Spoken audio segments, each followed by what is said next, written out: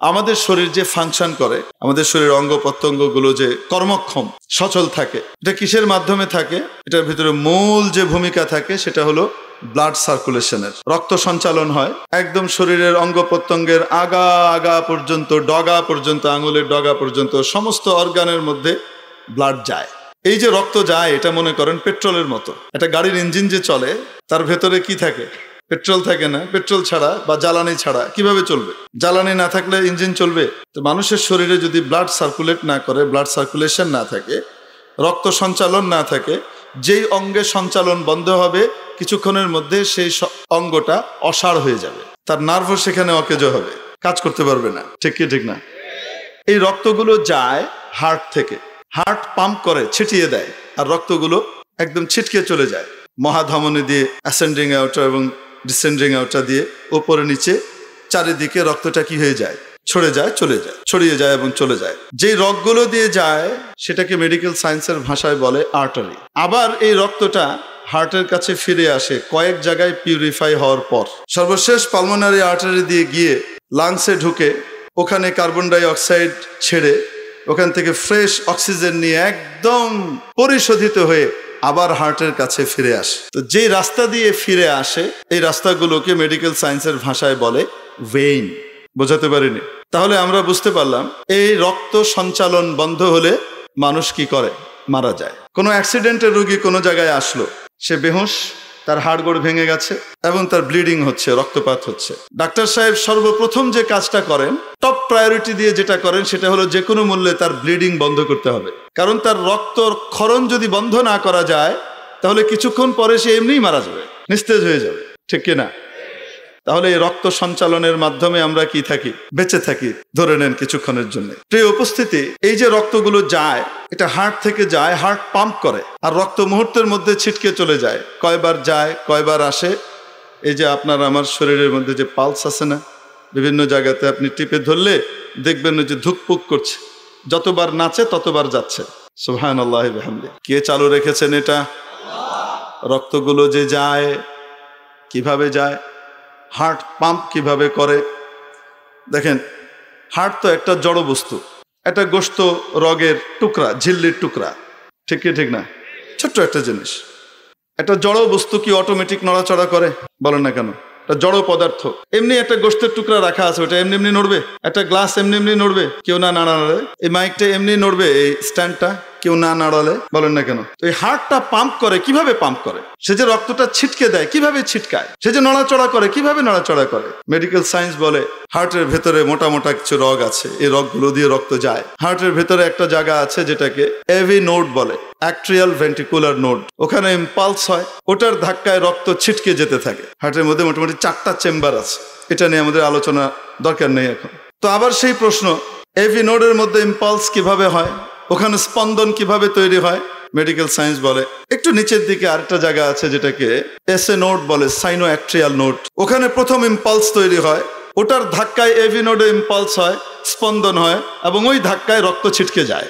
আবার সেই একই প্রশ্ন, এসএ নোড, ওটা তো কোনো প্রাণী না, অটোমেটিক সে নড়বে এরকম তো না, তো সে কিভাবে নড়ে?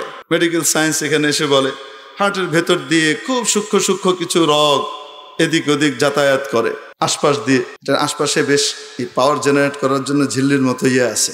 সুবহানাল্লাহ। এর ভিতরে সূক্ষ্ম সূক্ষ্ম রগের মতো আছে, একদম মাইক্রোস্কোপ দিয়ে দেখা যেতে পারে। ওর ভেতর দিয়ে 3 অণু সোডিয়াম ঢুকে একদিক থেকে আরেক দিক থেকে 2 অণু পটাশিয়াম বের হয়। এই ঢোকা এবং বের হওয়া এর মাধ্যমে এটার মধ্যে একটা পাওয়ার জেনারেট হয়। ওখান থেকে এসএ নোডের মধ্যে স্পন্দন হয়, এসএ নোডের ধাক্কায় এভি নোডে স্পন্দন হয়, সেখান থেকে রক্ত ছিটকে যায়। আবার সেই একই প্রশ্ন, এই সোডিয়াম আর পটাশিয়াম এগুলো তো কোনো কি নয়, প্রাণী নয়, এগুলো তো জড় বস্তুর মতো পদার্থ, ওরা কিভাবে এদিক থেকে ঢুকে ওদিক থেকে বের হয়? মেডিকেল সায়েন্স বলে উই ডোন্ট নো, আমরা কি করি না, জানি না। সর্বপ্রথম স্পন্দন হয় যে জায়গাতে, সেটাকে আমরা এসএ নোড বলে থাকি, সাইনোঅ্যাট্রিয়াল নোড। যেদিন ওখানে স্পন্দন বন্ধ হবে সেদিন আর রক্ত চলাচল করবে না, রক্ত সঞ্চালন হবে না, সেদিন মানুষকে দুনিয়া থেকে চলে যাওয়া লাগে। ওই যে প্রথম স্পন্দন যেখানে হয়, মেডিকেল সায়েন্স আজও বলছে, এবং কিয়ামত পর্যন্ত এই কথা বলতে হবে, আমরা জানি না। এটার উত্তর আজও দিতে না পারলেও রব্বুল আলামিন 1500 বছর আগে তার নবীজি সাল্লাল্লাহু আলাইহি ওয়াসাল্লামের কাছে এর উত্তর জানিয়ে দিয়েছেন। ওয়ায়াসআলুনাকা আনির রূহ, ও নবী, ওরা আপনার কাছে জানতে চায় রূহ কি জিনিস। কুলির রূহু মিন আমরি রাব্বি, বলে দেন রূহ আমার রবের একটি আদেশ মাত্র। এখানে আমর বলতে আলমে আমর এবং আলমে খালকের মুয়াজানা করে বোঝানো হয়েছে। কুলির রূহু মিন আমরি রাব্বি, রূহ আমার রবের একটি আদেশ। রব্বের আদেশ যতক্ষণ থাকবে ততক্ষণ ওখানে স্পন্দন হতে থাকবে। আদেশ শেষ হবে, রূহ ওখান থেকে বেরিয়ে চলে যাবে। ওই যে যেখানে সর্বপ্রথম স্পন্দন হয় ওই জায়গাতে আমি আর আপনি থাকি। বোঝাতে পারি নাই? আমি আর আপনি ওখানে থাকি, ওখান থেকেই চলে যাই অন্য কোনো জগতে পাড়ি জমাই। আল্লাহু আকবার কাবীরা। আমরা মনে করি এখান থেকে পাড়ি জমিয়ে চলে গেলাম, মনে হয় সব শেষ, তাই না?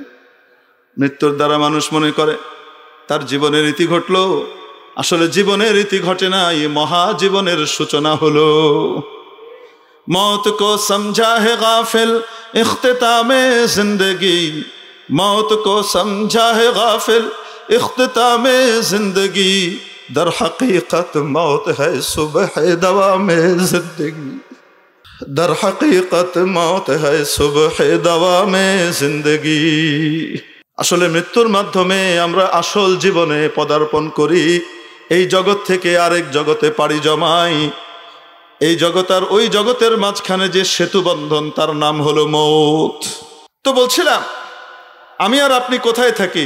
হার্টের বাইরে না ভিতরে? বুঝে নেন, ওই যে স্পন্দনটা শুরু হয়, প্রথম ইম্পালস তৈরি হয়, ওই জায়গাটা এসনোড যেটাকে আমরা বলি, সেই জায়গাটা হার্টের বাইরে না ভিতরে? ভিতরে। আর হার্টের ভেতর দিয়ে যে মোটা মোটা রগগুলো, যেগুলো দিয়ে গোটা শরীরে রক্ত কি হয়ে যায়, ছুটে যায়, ওই রগগুলোকে বলে হাবলুল ওয়ারিদ, শাহরগ।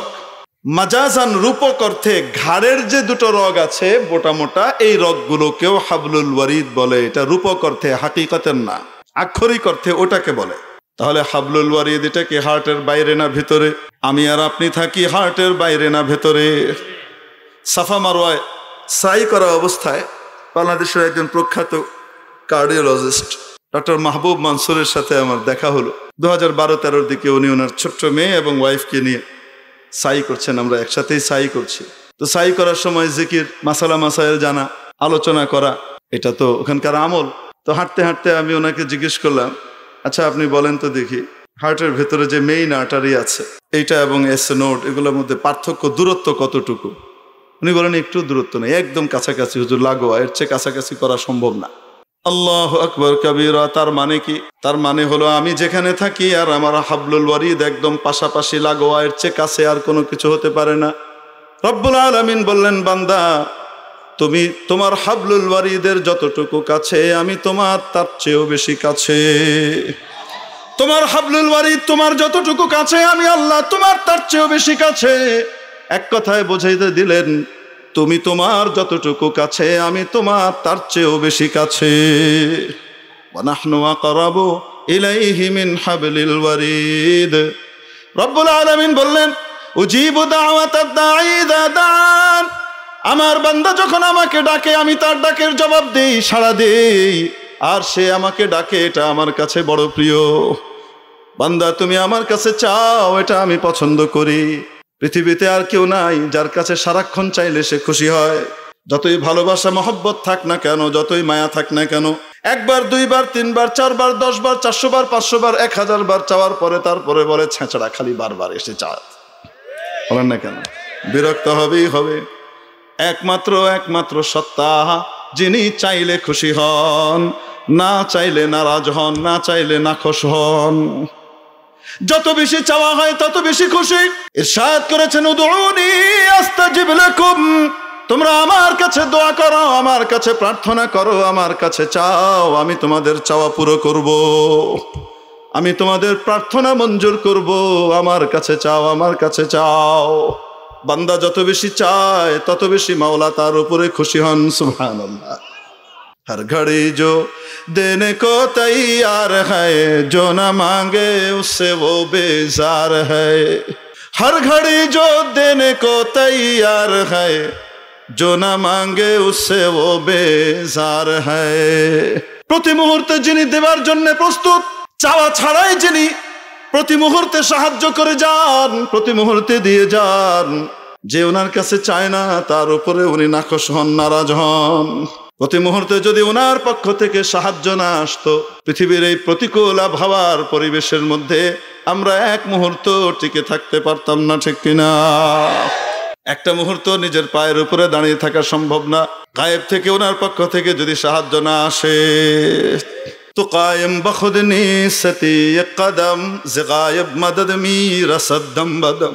তো কায়েম বখুদনি সতি কদম যে গায়েব মদদ মীর সদ্দম বদম। তার এক কাফের অবাধ্য বান্দা বান্দিকে দুনিয়ায় যতদিন রাখবেন ততদিন তাকে বাঁচানোর জন্য, প্রোটেকশন দেওয়ার জন্য 10 জন ফেরেশতাকে সব সময় লাগিয়ে রাখেন। ইমানদার হোক বেঈমান হোক, যে কোনো বান্দা বান্দি গায়েবে যে বিপদ আপদ তিনি লিখেন নাই, সেই বিপদ আপদ যেন তার ঘাড়ের উপরে না আসে, সেগুলো থেকে তাকে বাঁচানোর জন্য, প্রোটেকশন দেওয়ার জন্য কমপক্ষে কয়জন ফেরেশতা থাকে? আসতে বলেন, কয়জন তাকে প্রোটেকশন দেয়? সুবহানাল্লাহ। কয় টাকা দিছি আল্লাহর কাছে প্রোটেকশনের জন্য? আনসার ডেকে আনতে হইলে নিজের জন্য পয়সা দেওয়া লাগে না? বলেন না কেন? চকিদার রাখার জন্য পয়সা দেওয়া লাগে না?